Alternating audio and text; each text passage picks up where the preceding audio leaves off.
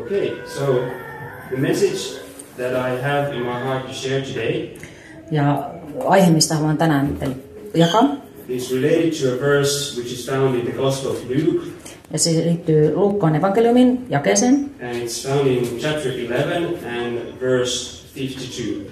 Se löytyy 11. Ootas nytten. So Luke chapter 11 and verse 52. Luukas 11, 52.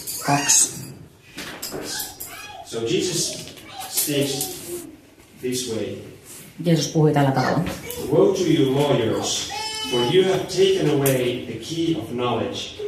You did not enter in yourselves, and those who were entering you hindered. Voi teitä te lain oppineet, kun te olette vieneet tiedon avaimen. Itse te ette ole menneet sisälle, ja sisälle meneviä te olette estäneet. So it's good to understand that in the New Testament times, the word lawyer was not the same meaning as it is today. On hyvä niin kun tietää, että Raamatun aikoina tämä lakimies-sana ei ollut sama, mitä se tänä päivänä tarkoittaa. So it meant somebody who was an expert in the law of Moses. Se tarkoitti, että oli niin kuin ekspertti Mooseksen laissa. Somebody who was able to quote it very accurately and also to teach it to others. Sen piti olla sellainen, joka pystyi niin kuin, siteeraamaan sanaa oikealla tavalla. And they were teaching the people about what the law of Moses demanded them to do. Ja he opetti, että mitä niin kuin, Mooseksen laki vaati heitä tekemään. But if these lawyers were so filled with Bible knowledge, mutta jos nämä lainoppineet olisivat olleet niin täynnä Raamatun tietoa, why does Jesus tell them that they have taken away the key of knowledge? Miksi Jeesus sanoi heille, että miksi te olette niin kuin vieneet tiedon avaimen? So it's really important to see what this word knowledge means in this verse. On tosi tärkeää niin kuin selventää, että mitä tämä tieto tässä tarkoittaa. Sä voit sanoa tämäkin. Mä yritän siirtyä jonnekin vähän. Se on varmaan tossa. For example, this word, the same Greek word which appears in this verse.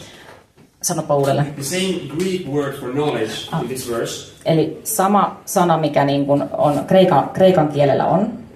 Is also found, for example, in 2 Corinthians 10 verse 5. Löytyy toisesta korintolaiskirjeestä. Nyt mut hävistä. Where Paul speaks about casting down strongholds and every high thing that exalts itself against the knowledge of God.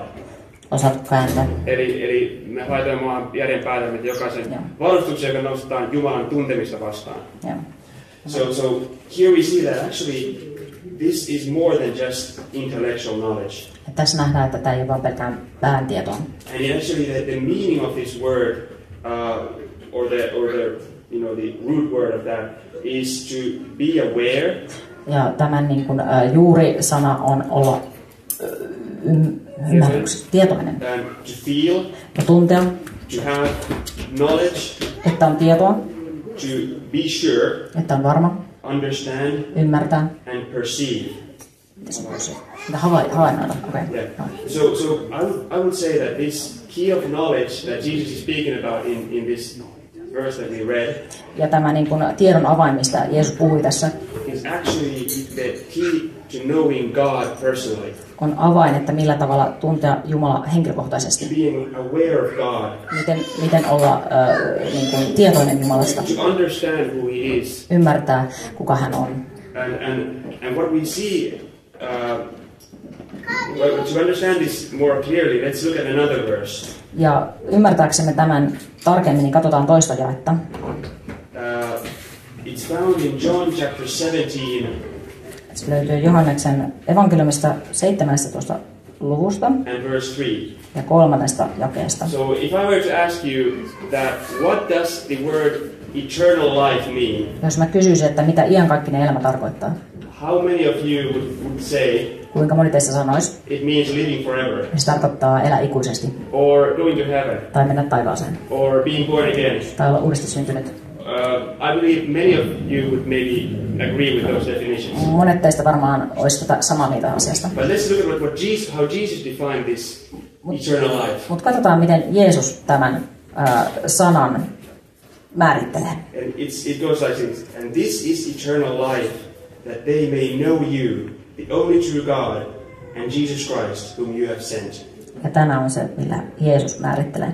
Mutta tämä on iankaikkinen elämä, että he tuntevat sinut, joka yksin olet totinen Jumala, ja hänet, jonka sinä olet lähettänyt, Jeesuksen Kristuksen. So Jesus defined this eternal life Joten Jeesus määritteli tämän iankaikkisen elämän näin, as knowing Him and God the Father tuntemalla hänet ja niin kuin Isä Jumalan in a close and personal way. läheisellä ja henkilökohtaisella tavalla. So it's more than just knowing about God, Se on enemmän kuin vain tietää Jumalasta. because it has to do with a relationship. Sillä on tekemistä niin kuin suhteen kanssa. You may know, for example, about the president of Finland. Jos vaikka satut tietämään jokin Suomen presidentistä, You have maybe read newspaper articles about him, olet ehkä lukenut lehtiartikkeleita or listened to programs about him. tai kuunnellut radiokanava-asioita hänestä. But then it's a whole lot different level. Mutta se on aivan toinen niin kuin, Yeah, that you can actually say that you have his phone number. You can call him anytime. Se on eri asia, että jos sulla on hänen niin kuin puhelinnumero, sä voit hänelle henkilökohtaisesti You have soittaa. had personal contact with him. Sulla on henkilökohtainen kontakti You have hänelle. shared your heart with him. Sä oot jakanut sydäntäsi hänelle. You have done things together with him. Oot tehnyt asioita hänen kanssaan. And you have that relationship with him. Sulla on se suhde hänen kanssansa. So this is what the difference is between knowing about God and knowing God. Tämä on se ero siitä, että mitä on tietää Jumalasta ja oikeasti tuntea Jumalaa. And I believe a lot of even believers Ja mä uskon, että monet uskovatkin, they just know about God että he vain tietävät jotain Jumalasta. because they have maybe read the Bible Koska he ovat ehkä lukeneet Raamattua or listened to teaching about it, tai kuunnelleet jotakin opetusta, but they may have never entered in through that key of knowledge themselves. mutta he eivät koskaan ole menneet sisälle siitä tiedon avaimesta.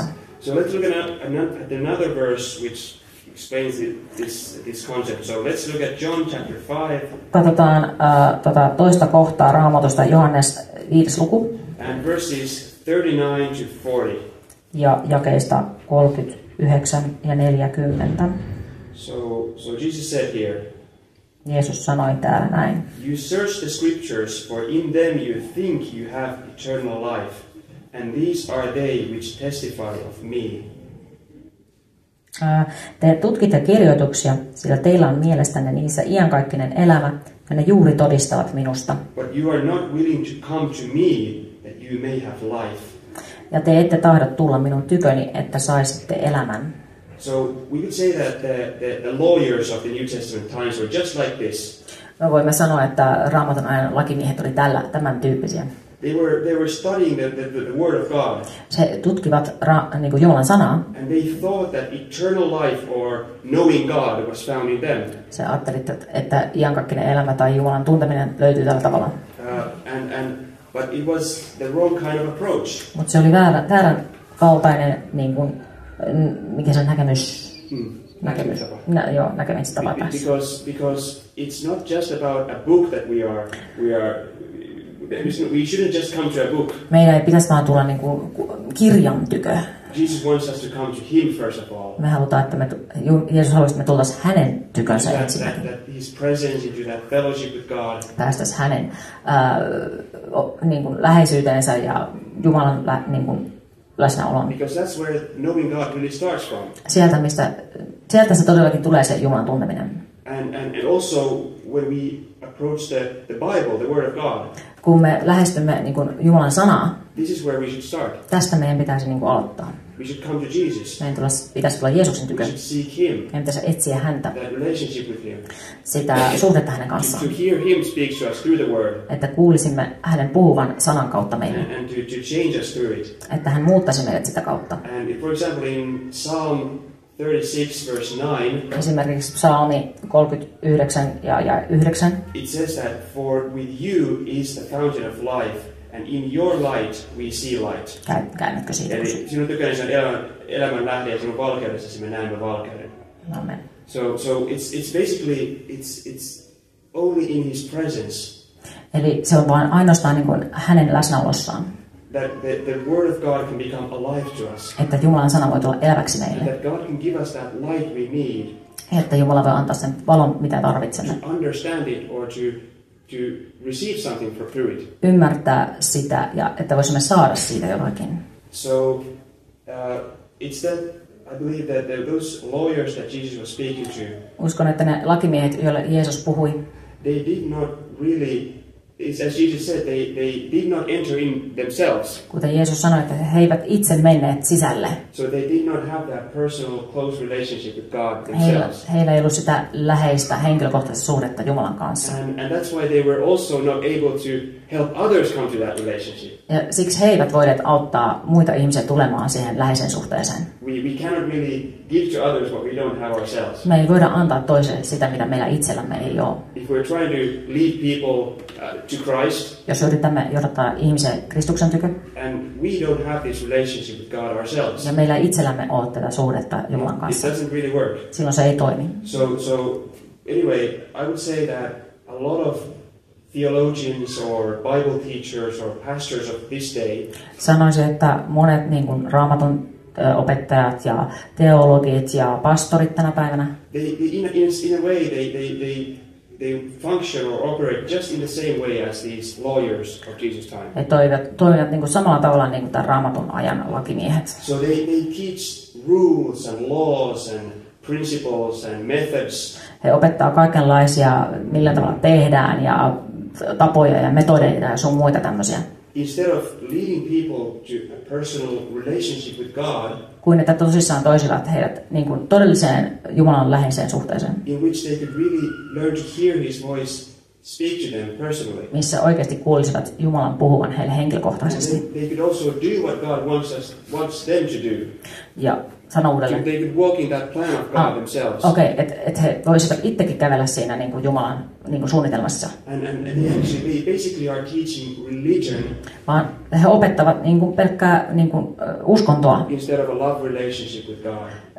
Se sitten vastakohtana siihen, että kuin opettaisi Jumalan rakkautta. And you know, if you talk about being under the law or legalism. Jos puhutaan, että on niin kuin lain alla tai lakioppia. This is something that I've heard somebody, I don't remember who it was, but somebody said once. En tiedä kuka se oli, mutta joku sanoi kerran. That legalism is very hard to detect or see. Että lain alla oleminen on hyvin vaikea niin kuin huomata. Because nobody thinks that they are under the law. Koska kukaan ei ajattele, että he ovat lain alla. What do they think? Mitä he ajattelevat? They think, I'm doing the right thing.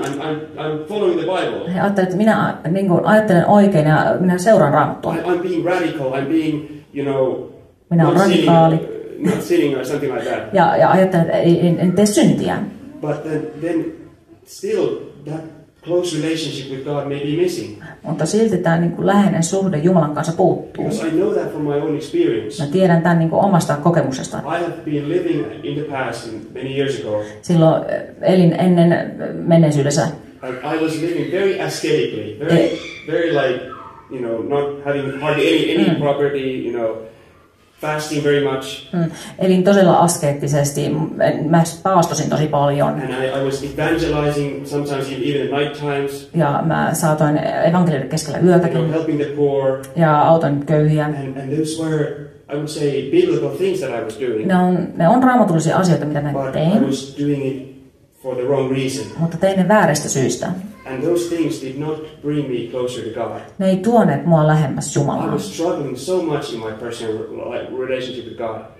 Mulla oli todella paljon vaikeuksia henkilökohtaisessa suhteessa Jumalaan. I lost my joy. Mä menetin iloni. Closeness with God. Läheisyyden Jumalaan.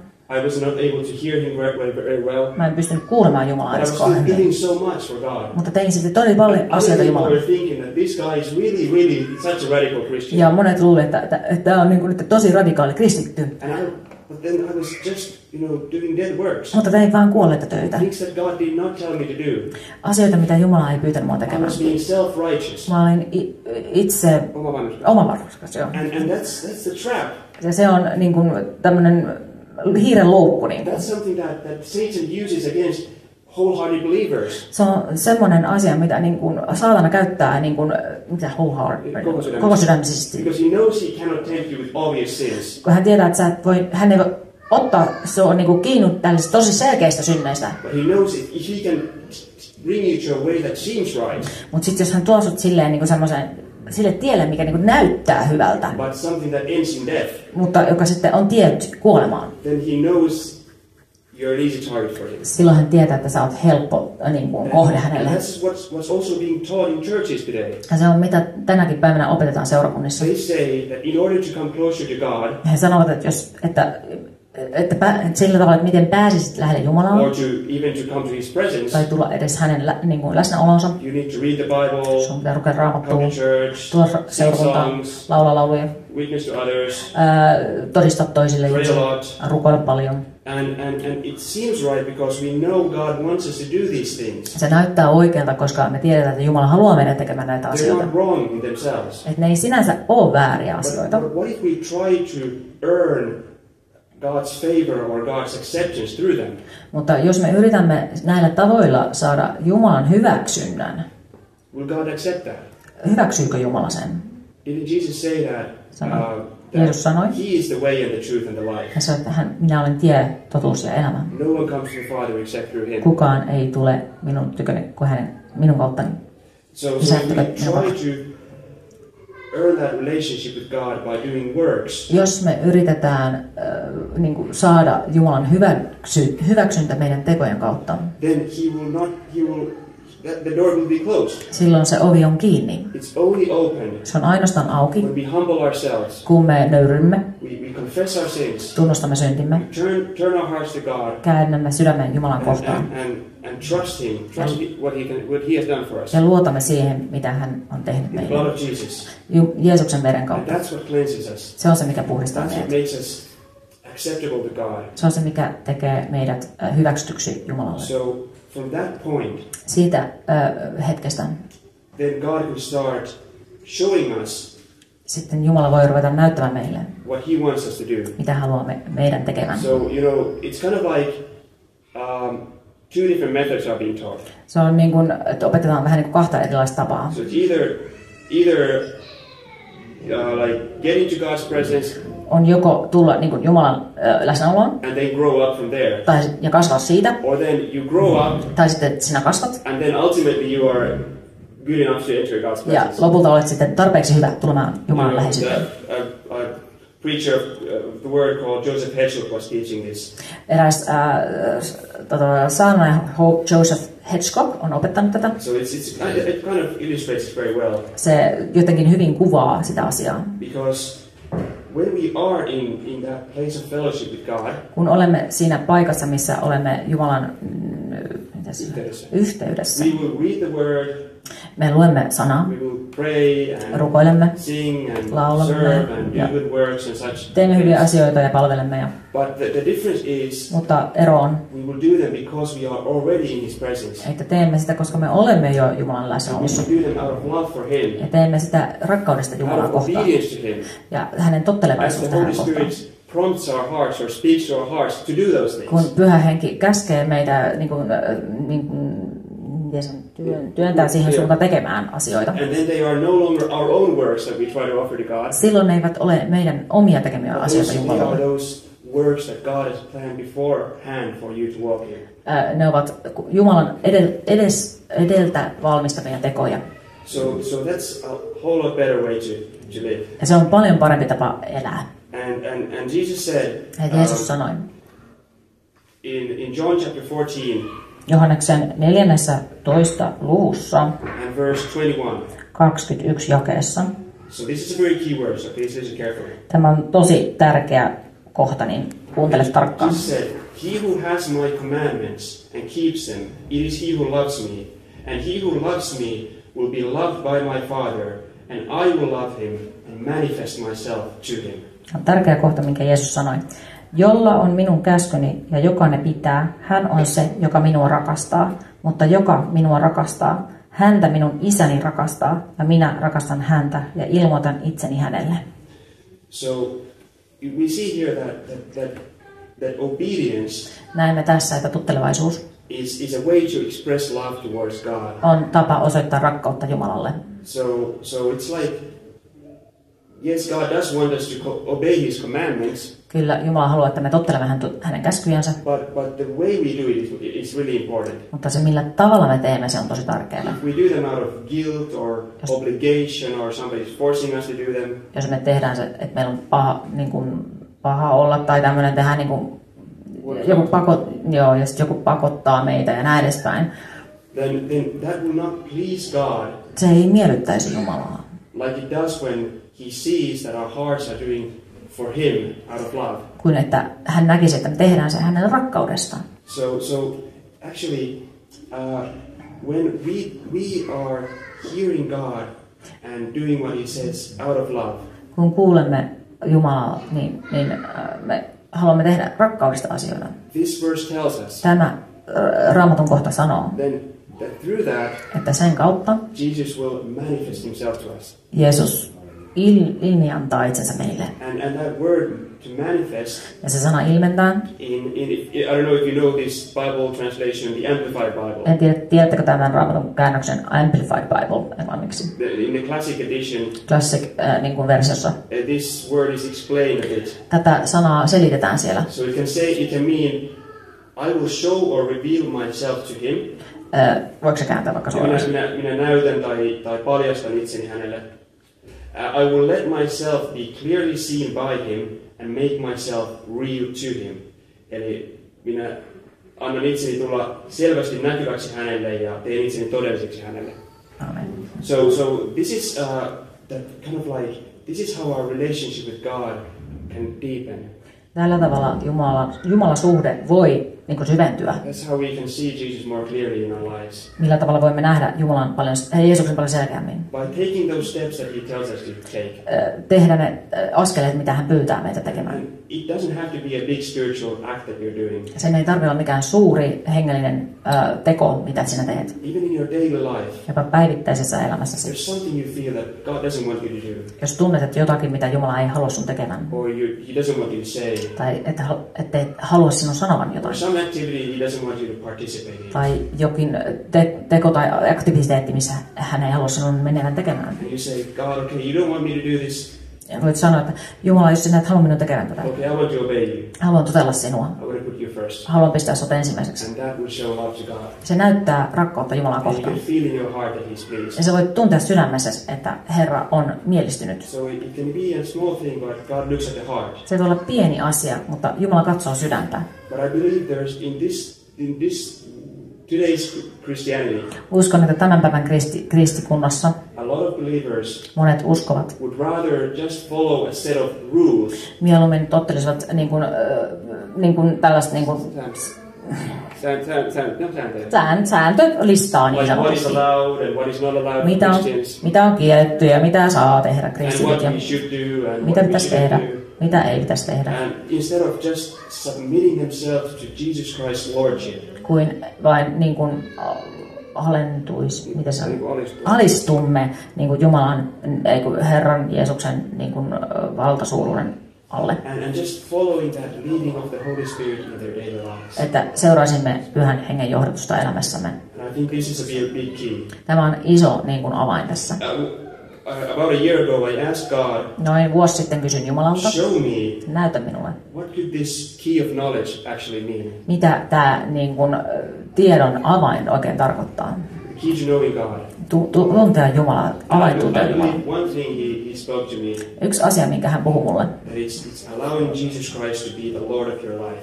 On antaa Jeesuksen olla sun elämässä Herra. So I believe this is a key thing, and Paul, for example, Paul explains this. Ja tämän asian myös Paavalikin selittää. For example, in Romans chapter 6, verse 23. Roomalaiskirja 6 ja 26. Sorry, 6:23. 6:36. 26, anteeksi. It says that the gift of God is eternal life in Christ Jesus our Lord. Jos käännät taas suoraan sen. Jumalan armolla ja iankaikkinen elämä Kristuksessa Jeesuksessa meidän Herrassamme. Amen. So I just want to emphasize it. It's really in our Lord. Ja mä haluan todellakin niin kuin, niin kuin korostaa, että tämä on niin kuin Jeesus Kristuksessa. That eternal life, which means to know God. Että mitä on niin kuin ikuinen elämä on tuntea Jumalaa. And so basically, if we want to stay in the presence of God, Jos haluamme pysyä Jumalan läsnäolossa, to hear His voice, kuulla hänen äänensä, to get to know Him, tuntea hänet, it's really important that we surrender our lives to on Him. todella tärkeää, että me antaudumme hänelle. And it's not enough just to do it once. Ei vaan tärkeää tehdä se vaan kerran. It's something that needs to be real in our lives every day. Sen pitää olla todellista joka päivä. And we can, it's really important also to make sure On tosi tärkeää, että varmistaa, that Jesus Christ is our first love. että Jeesus on meidän ensimmäinen rakkaus. That's another key. Se on toinen avain. Because Jesus said, for example, in Mark chapter 12 and verse 30, Jeesus sanokko ne, kun Markus 12:30, okay. He said that, and you shall love the Lord your God with all your heart, with all your soul, with all your mind, and with all your strength. Rakasta Herrasi Jumalasi kaikesta sydämestäsi, kaikesta sielustasi, kaikesta mielestäsi, kaikesta voimastasi. Amen. So it's like, this is like the beginning point. Ja tämä on se alkupiste. I don't say that I have reached that point. En sano, että olisin edes päässyt sinne That asti. I can say honestly that I can love God with all my heart and all my strength and everything. Mutta voin sanoa, että todellakin rakastan Jumalaa kaikesta sydämestä ja kaikesta sydämestäni. I'm not there yet, but I want to get there. En ole aivan siellä, mutta olen matkalla sinne. We need to start from somewhere. Meidän pitää jostakin aloittaa. But it's really the important thing to really focus on that love relation with God. On tosi tärkeää, että keskitymme siihen rakkaussuhteeseen Jumalan kanssa. Paul said that even if he did all those good works, he gave all his money to the poor.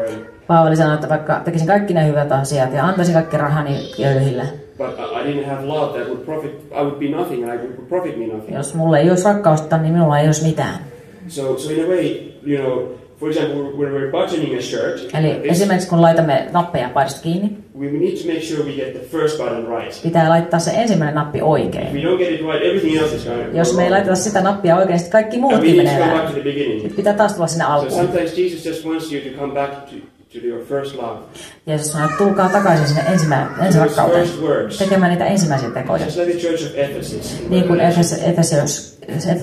Efesuksessa siellä ilmestyskirjassa. Everything is based on this. Kaikki perustuu tähän. And we cannot love God Emme voi rakastaa Jumalaa before we first come to know His love for us. ennen kuin tulemme tuntemaan hänen Or rakkautensa to meille, receive His love for us. että saamme hänen rakkauden elämäämme. We know the verse that says, we love Him because He first loved us. Me tiedämme jakeen, että hän rakasti rakastamme häntä, koska hän rakasti meitä ensin. So it's important to really accept that He loves you. Joten on tosi tärkeää vastaanottaa, että hän rakastaa sinua. Even despite all your sins and your failures and your weaknesses. Kaikkeen sinun synnin tekosi ja se, että olet tehnyt kaikkia virheitä sun muita.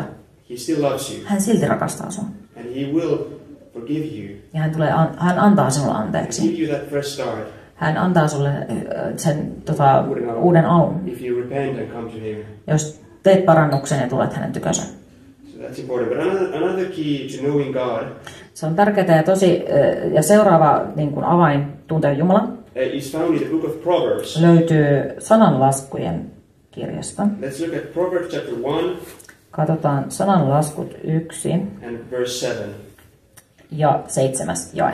It says, the fear of the Lord is the beginning of knowledge, but fools despise wisdom and instruction. Herran pelko on tiedon alku, mutta hullut pitävät halpana viisauden ja kurin. So again we see the word knowledge here. Tässä nähdään taas, että siellä puhutaan, tässä lukee suomeksi viisaus, mutta tieto. So it really has to do with knowing God. Ja se tarkoittaa, että tuntee Jumalan. So if we want to come to that, Jos halutaan tulla siihen, this verse says, tämä jae sanoo, we need that reverential fear of God. me tarvitaan se, mikä se on suomeksi? Kunnioittavaa, joo, pelkoa. And this has to do with taking His word seriously. Se tarkoittaa, että meidän pitää ottaa hänen sanansa tosi vakavasti. That we're not playing around with sin and rebellion. Että me leiki synnillä ja kapinalla. Kapinalla, And that we're also staying away from things we know are wrong. Ja sano uudelleen. Että me pysytään erossa niistä. We are staying away from things we know are wrong. Joo, eli pysymme kaikesta sitä, mikä on väärää. So, it says the fear the Lord is to be apart from evil. Eli Jumalan pelko on pysyä poissa niin kuin pahasta. Yeah.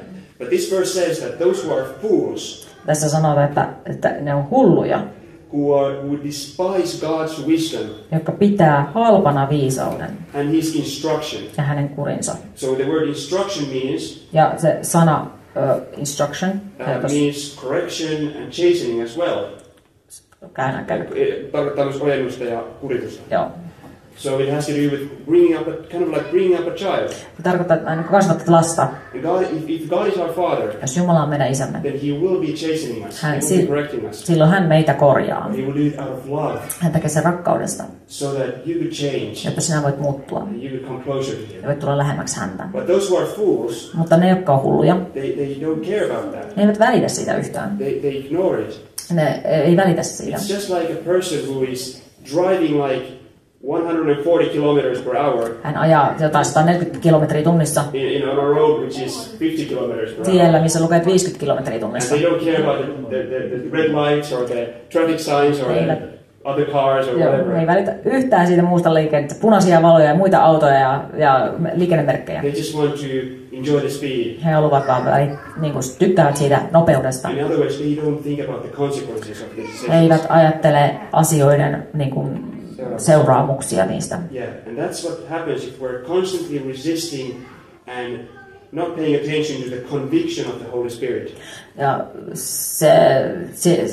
tämä johtuu siitä sitten, kun me ei välitä pyhän hengen niin kuin, synnyntunnosta. Joo. Or we don't pay attention to his warnings. Jos emme välitä hänen varoituksistaan, If he tries to get our attention. kun hän yrittää saada meidän huomiomme. So Paul also spoke about this to the church of Corinth. Paavali puhuu tästä myös Korinton seurakunnalle. In 1 Corinthians 15 and 34. Ensimmäinen korintolaiskirja, ootas mä saan täältä auki. Ensimmäinen korintolaiskirja sanoo uudelleen 15 and verse 34. 15 ja 34. It says, awake to righteousness and do not sin, for some do not have the knowledge of God. I speak this to your shame. Raitistukaa oikealla tavalla, älkää syntiä tehkö, sillä niitä on, joilla ei ole mitään tietoa Jumalasta. Teidän häpeäksenne minä tämän sanon. So, I know this might be a bit like difficult to swallow, but let's look at the Amplified Bible again. Tämä voi olla vähän hankalampi nyt tässä ottaa vastaan, mutta katsotaan taas sitä Amplified So Raamattua. it kind of explains more about what this not having the knowledge of God can mean. Selittää, että mitä tämä, niin kun, jos ei ole Jumalan niin kun, tietoa, niin mitä se tarkoittaa. So it says that you are utterly and willfully and disgracefully ignorant and continue to be so, lacking the sense of God's presence and all true knowledge of Him. Jos taas käännät. Eli olette täysin ja tietoisesti ja häpeällisesti tietämättömiä ja olette edelleen, ja teiltä puuttuu tietoisuus Jumalan läsnäolosta ja kaikki todellinen Jumalan tunteminen. Amen. So that's what happens if we are, we are not right with God. Tämä tapahtuu, että jos me ei olla Jumalan kanssa oikeassa vai oikealla We paikalla, are sinning basically. että me olemme tekemässä syntiä. Because that if we are, the more we are away from God, Mitä kauempana olemme Jumalasta, the less real God will be to us. silloin paljon niin kuin Jumala on sitä vähemmän niin kuin todellinen meille. But there's always a way back. Mutta on aina tie That's takaisin. why Paul says that we should wake up or come to our senses. Siksi Paavali sanoi, että meidän pitäisi tulla järkiimme, herätä.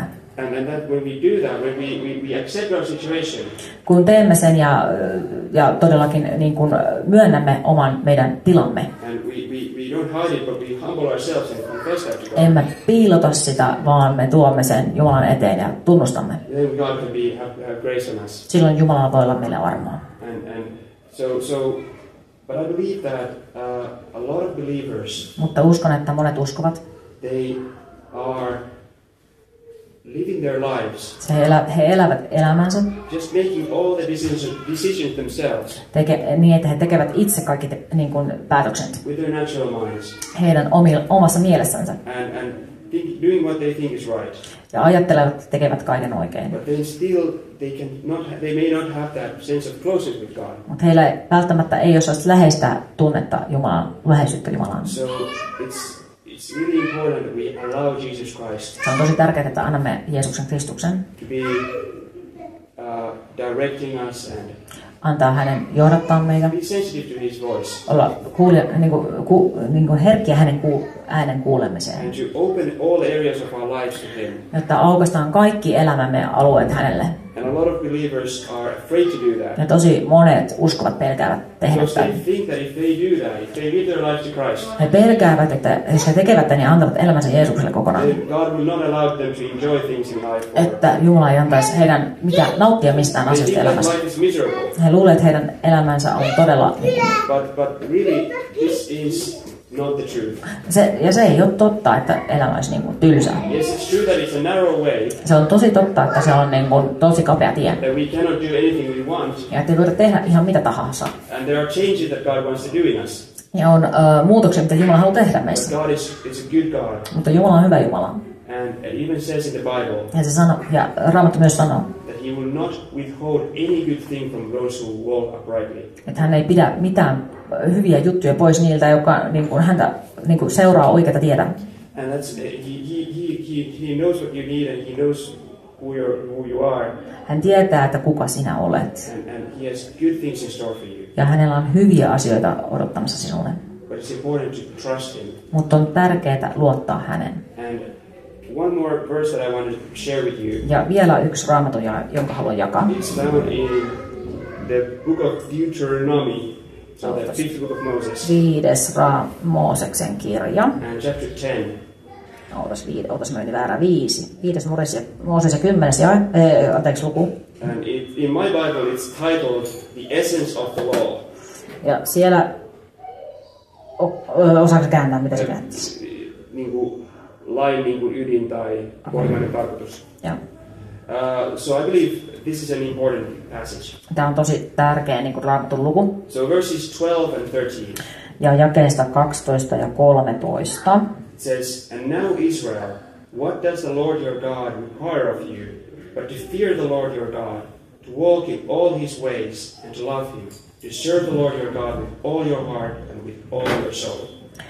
Ja nyt Israel, mitä Herra sinun Jumalasi sinulta muuta vaatii, kuin että pelkäät Herraa, sinun Jumalaasi, että aina vaellat hänen teitänsä ja rakastat häntä, ja että palvelet Herraa, sinun Jumalaasi, kaikesta sydämestäsi ja kaikesta sielustasi.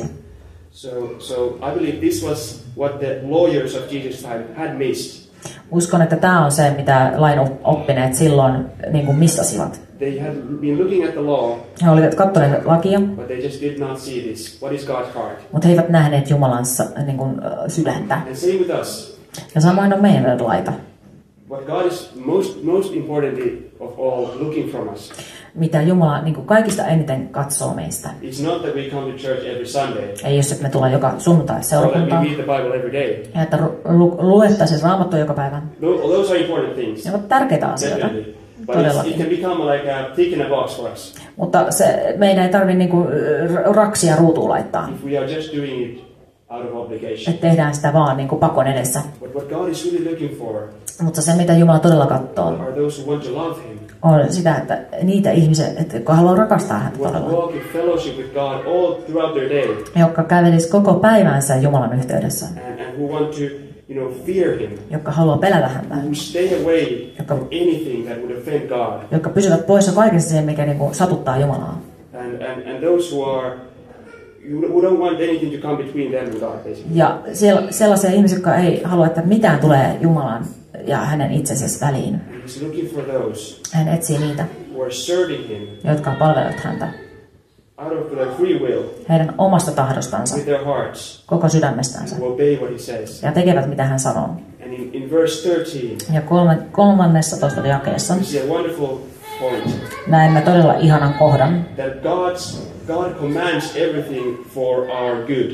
että Jumala käskee meidän hyväksemme. So it's for our own best. On meidän parhaaksemme. All those things God tells us to do. Kaikki, mitä Jumala Or not sanoo to do. meille. Tai käskee tehdä tai ei käske tehdä. A wise father or mother Ja viisas isä tai äiti gives restrictions and rules antaa rajoituksia ja sääntöjä, that are best for their children. jotka ovat hyväksi heidän lapsillensa, koska he tietävät paremmin. And the same way, Samalla tavalla, if you feel that the Holy Spirit does not allow you to do something, jos sä koet, että Pyhä Henki ei anna sun tehdä jotakin, let's say some other people might have no problem doing, jonka tiedät, että muille ihmisille ei ole mikään ongelma tehdä niitä. know that there's always a purpose for that.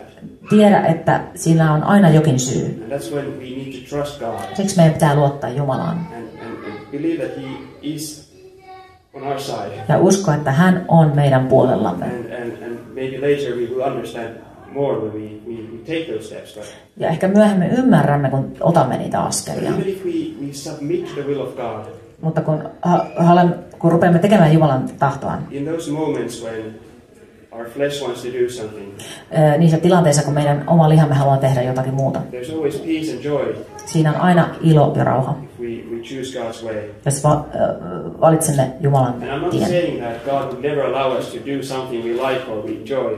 Enkä sano, että eikö Jumala antaisi koskaan meidän tehdä mitään, jotain, mistä tykkäämme ja mitä haluaisin tehdä. But I believe the important thing is we ask Him and let Him choose. Mutta on tosi tärkeää, että kysymme häneltä ja annamme hänen valita. And we cannot put His will above our own will.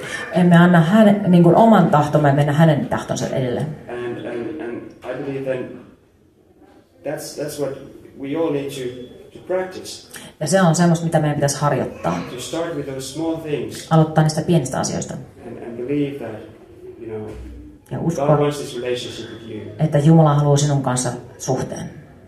And He does not want you to live under law Ja hän ei halua sun elämän minkään lain alla. or to be miserable. Tai tuntea olevasi alakuloinen. Jesus came to give us life and life abundantly. Hän tuli antamaan meille elämän ja runsaan elämän. So let's pray. Ja rukoillaan. Thank you, Heavenly Father, Kiitos taivaan Isä for this time in your word. tästä ajasta sinun sanassasi.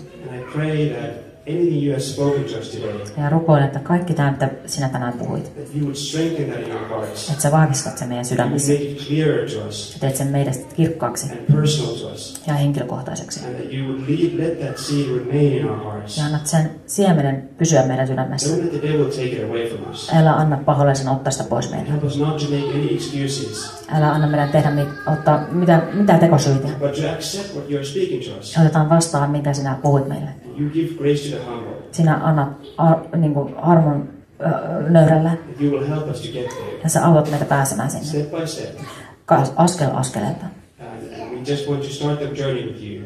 Ja haluamme aloittaa matkan sinun kanssa. Believe that you have given this opportunity Ja uskomme, että sinä olet antanut meille tämän mahdollisuuden, for a relationship with you. että olisi suhde sinun kanssasi. And you want to take away all those things Ja haluat ottaa pois kaikki ne asiat, that are in the way. jotka ovat edessä. Help us to trust you, Lord, Auta meitä luottamaan sinun, Herra. and to know that you have good plans for us, Lord. Ja tietämään, että sinulla on hyviä suunnitelmia If we meille. open our hearts, Jos aukaisemme sydämemme we surrender to you, ja antaudumme sinulle, we will never regret it. ja me emme joudu koskaan häpeään. Thank you, Lord, Kiitos, Herra. that you are a good and loving Father, Sinä olet hyvä ja rakastava Jumala.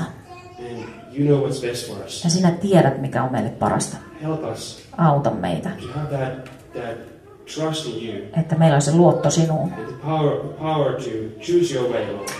Että meillä olisi voima valita sinun tiesi, Even when it feels difficult, vaikka se olisi vaikeata. that your Holy Spirit Että sinun pyhä henkesi work in our hearts, voisi toimia with sydämessä the desire meidän halujemme and to the ability to do what you want. ja kykyyn tehdä sitä, mitä sinä haluat. In Jesus' name, Jeesuksen nimessä. amen. Amen.